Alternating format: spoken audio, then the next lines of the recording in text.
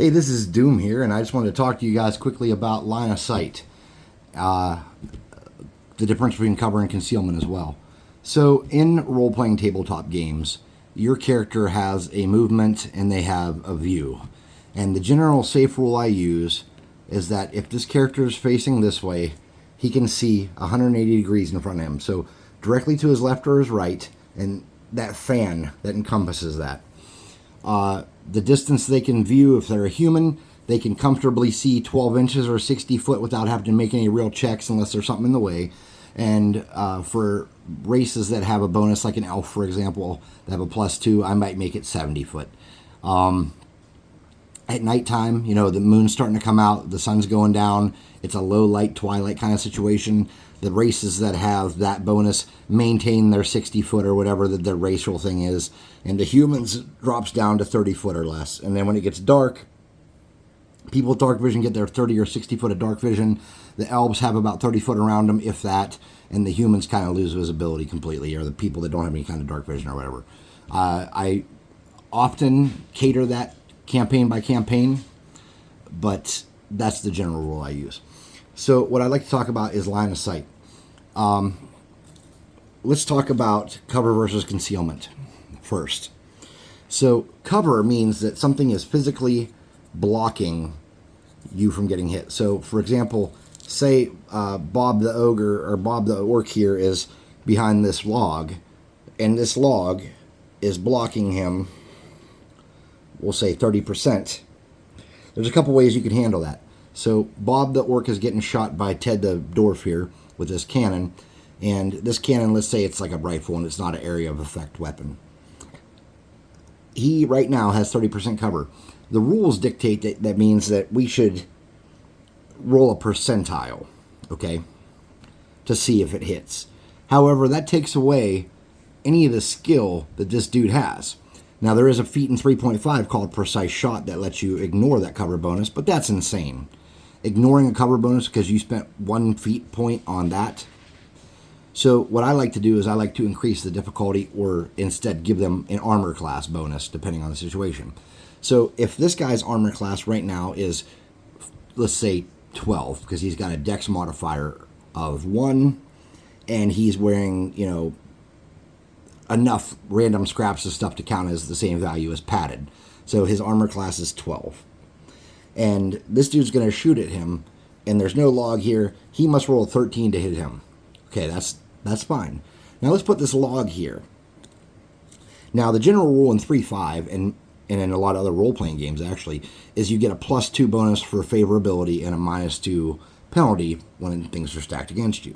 So let's say this guy's getting a +2 armor bonus for his 30%, but if this were to go up to 50 or 60%, it would be a +4 bonus to his armor class, and if this were to go up to 90%, it would be a +6 to his armor class, all right? So let's just, for a moment, think about that. As a low-level character, or a beginning character without a lot of stat bonus, that would be an extremely difficult shot with a +6 to his armor class. That puts him from a 12 to an 18. His median attack at, say, level 1 is, if he has a dex modifier, because he is a dwarf, and if he has a +1 bonus, depending on what class he's playing. Now, if he's got an exotic weapon at level 1, chances are he's a fighter, and he's got a dex bonus. So let's say he has a +2. A median roll on a 10, on a d20 is a 10, so he'd need a 12, or I'm sorry, I'm a liar. He'd need to roll with his +2 bonus, +6 to that. So he'd have to roll a 17 or better to hit that dude. You can do that, but what I recommend you do is at earlier levels, to make things more exciting, don't tell people the difficulty. Just say, it's a 17 hit. It would probably be a 19 hit that guy, but you want it to be exciting. You want him to have a chance. So in your head, you dictate a number. Say, I'm going to say, well, it's only a 16 to hit this dude, not a 19. And then you say, roll your attack. That's fine. You can do that. It works. So that's cover. Cover physically blocks. Concealment is different. Concealment is like a bush. A bush is something that you can kind of see through. It's not perfect coverage, and it doesn't stop anything. It's soft, right? All it does is provide, concealment provides is blocking line of sight. So now let's say that Bob or Ted or whatever this guy's name was here is standing behind this bush and we can't see all of him. He is not going to get a physical... Hold on 1 second. Sorry about that. He is not going to get a physical increase to his armor class, but instead he is going to have a chance to hide. So this is going to provide a hide bonus for him. So say we know his dex modifier is 0 or 1. It's 1 because we said his armor class was 12. His dex bonus is 1, so when he rolls a hide check, he's got a +1 because he's got no... He's a warrior type. He's got no ranks in it. He is going to roll, assuming this is a big bush that covers much of him, a 2, 4, or 6, or maybe even 8 bonus to his hide, and then he's going to roll a spot versus that. If he succeeds on that spot, there is no chance of missing. He sees him, he's going to shoot him, and if he misses, it's because he rolled too low. We're not going to add a percentile for missing because of that. We're going to have a spot versus hide situation.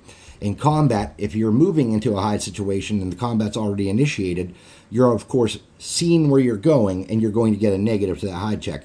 So if Dwarf watches Orc go behind this bush, he knows where he's at even if he can't really see him without a spot check. So he's going to get a -4 to his hide. So let's assume this bush was giving him a +4 bonus. Now it's a straight spot versus a straight hide, and neither of these guys are proficient in either of those, but it's a fair roll-off.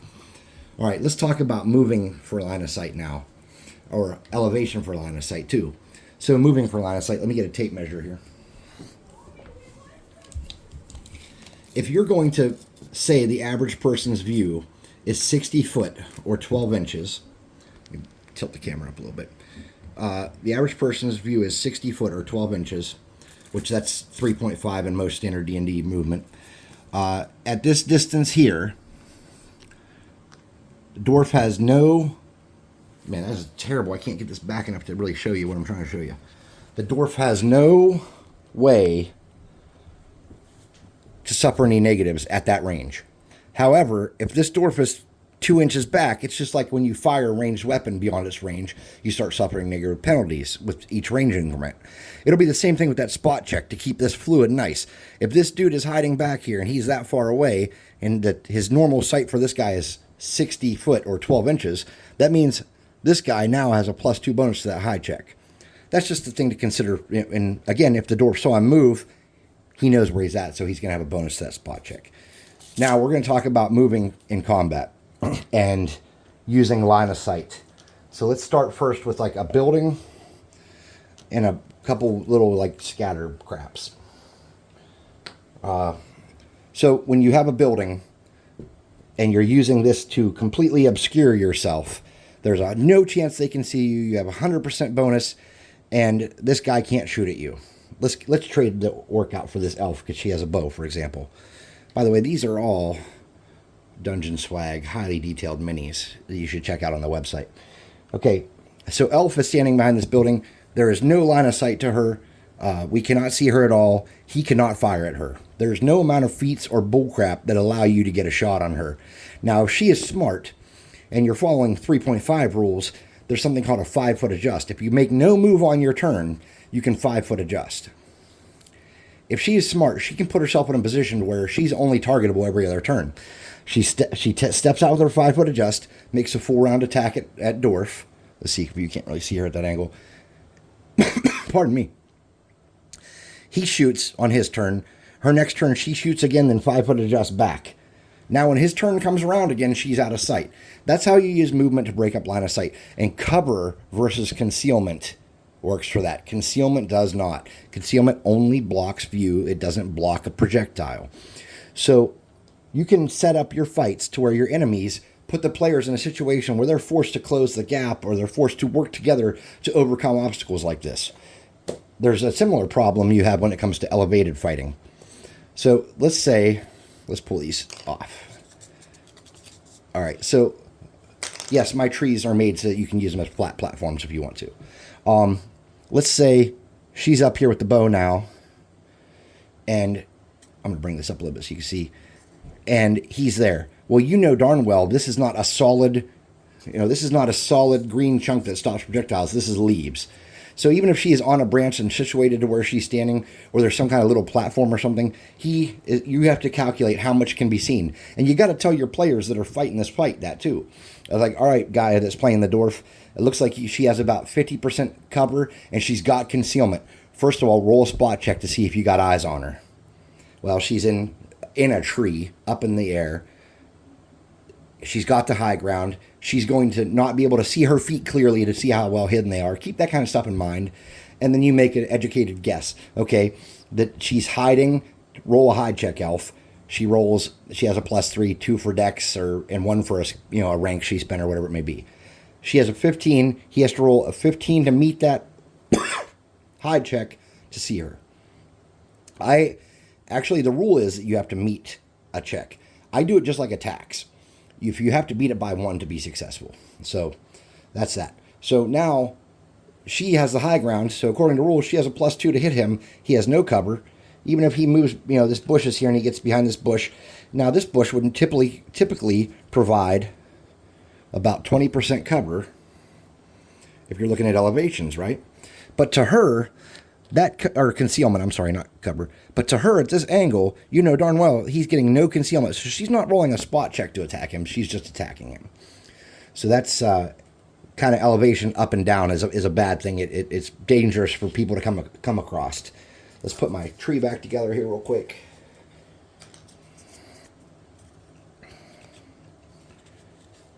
These are not the best design ever. I probably should have done these with magnets, but I did not. I don't get paid to be wise. I don't get paid at all. I do this for fun. All right.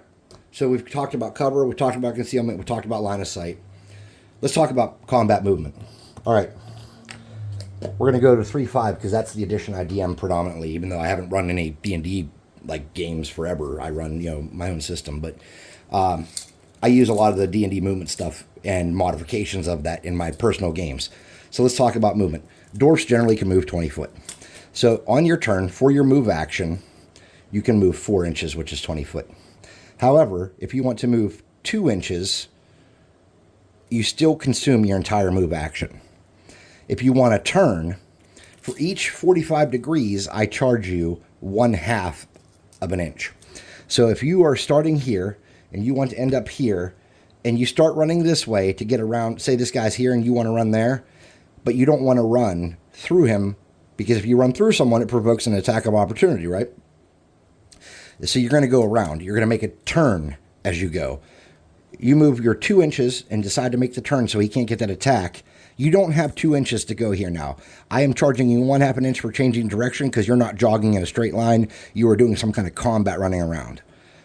And I'll tell you what, in the Army, it is really easy when people are pretending to shoot at you or they're shooting at you and you run and jump and fall. But the minute you start changing directions and stepping foot over foot to go a different way, like running tapioca or terioca or whatever they called it when you played sports, that's when you start slowing down, tripping, and having drama. You can run, it's called IMT, individual movement tactics. You can run, drop to your belly, stand up and start running again fairly easily if you've done it a couple of times. So I assume most characters that are warrior type start out kind of understanding those concepts. And then the rogues kind of get it by 3rd or 4th level. And the wizards and stuff understand how it applies, but they don't know how to apply it to themselves. And that's kind of how I do, like, I break it down, like, how tactically smart is this type of class?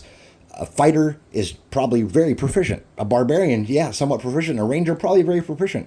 A bard, I wouldn't say so much. So as a time, they pick that stuff up. And you can explain to your characters how that works when they level up. You can say, hey, specialist type characters, which is like your rogues, bards, stuff like that. You guys are starting to really understand combat movement more. So when you move in a straight line and drop and stuff, it's not really going to affect you. But when you make turns and stuff, it still does. And you have to be realistic. If you make a rule, you have to go through with the whole campaign with it unless you sit down and explain, hey, I've been using this rule. I tried it. I watched it in a video. I don't think it's working for us. We're going to stop. Or, hey, guys, I know we've been doing it this way, but I learned this new technique. I'd like to implement it. Is everybody okay with that? Don't just switch your rules willy-nilly. Keep your rules as consistent as you can throughout the gameplay so players understand expectations. And if you're going to make major changes, always talk to your people. So let's talk about his 1.5 inches he has left. It puts him here. Now this guy with a 5-foot adjust can still make a full attack. However, he did not gain an attack of opportunity from him moving over. Next turn, he can move all the way up to this concealment. But right now, he's not in range for it. He only had a 2.5. I think that about covers it. There's nothing really else. Okay, here's one. Laying down in the prone. Like, let's say that Elf is laying in the prone and she is shooting a she's not going to be able to shoot a bow from the prone. She's shooting a crossbow or a musket or something from behind this little stack of wood. All right, let's bring this down here so you can see the little stack of wood. She's laying down and she's shooting over the stack of wood. The amount of her you can see when she is laying flat is almost nothing, right? So if he wants to see her, to shoot her, he needs to roll a pretty significant bonus for her because she's got what I would call 90% cover, which I'd put at a +6 bonus to her hide. There is also concealment, though, because it's not just a bush. You got logs. The logs are not presenting 90% protection for her. They're only presenting, whatever she can cover when she's not looking over this log. So it's the same thing as using the building to pop around the edge. She can, on her turn, as pretty much a free action, pop up, shoot her crossbow, pop back down. This guy's going to have to close the gap or damage this or have a friend come over or do something else. You have to account for these kind of stuff and players making decisions that they want to use the terrain you put in front of them. If you're playing with terrain, they want that terrain to mean something. You can't just say this, there's a bush on there. Well, what's it do for me? I don't know, go up and play with it. I mean, hide in it, hide behind it, hide on it, hide around it, try to shoot from behind it, Let them figure out how your world works. Have an explanation of how this stuff works. Be prepared to make up rules on the fly. For example, you have two bushes side by side. They're touching. And you have a log here. And this guy's hiding right there. If you look at that situation, as a DM, you could surmise, or GM, you could surmise, well, he's got significant concealment from these two bushes, which means they can shoot through it and still hit him, but they can't see him well because of these bushes. He can be crouching or anything else. And then you can say, well, he's got a considerable amount of cover right here, which actually will block a shot. You cannot calculate all this together and make some insurmountable, impossible thing. So you have to make a quick decision. So I'm going to say, okay, these bushes are roughly the same height and same size, and he's kind of sharing them. So I'm going to give him just the concealment bonus from that. So the spot check bonus he's going to get is going to be about 60% or +4. Then I'm going to say this is actually not, from where this guy's standing, a complete and total block a line of sight. You get out your measuring stick or your tape measure or whatever you use, and you say, well, he can shoot, and it's kind of get to him with this. This is not giving the best. So we'll give that, a 30% cover bonus or something that can block bonus. And we'll say, okay, so his armor class is receiving a +2, his high check is receiving a +4. He makes his appropriate rolls, and it hits. You can break this stuff down. You can make yourself a little chart. You can do whatever you need to do to make this work. But the important thing is that you have consistency, you have fairness, and that the things that you put on the table have a value to the combat if your players are interacting with them. I am not saying that you just line up every piece of thing all over your board and make it impossible to use. This right here could be a very easy grass field that turns into a forest by throwing some trees down, throw down a modular trail. You can use this scenario for anything. You don't need just an open, grass mat like this, but and you don't need to do this. You don't need to line up terrain and make a bunch of rules. Just as you go through, take some notes, put them inside your DM screen if you use one or if you have anything else. So this has been Doom, one half of the team that powers DungeonSwag.com. Please check out the website. Buy some minis off us. We like that. It makes us happy. We someday hope to sell so many minis that we have to hire people to help us do it. And we want the entire world to understand that role-playing and tabletop games are an amazing, cheap way to have a lot of fun with your friends and family and even to meet new people. So thanks for watching. Have a great evening.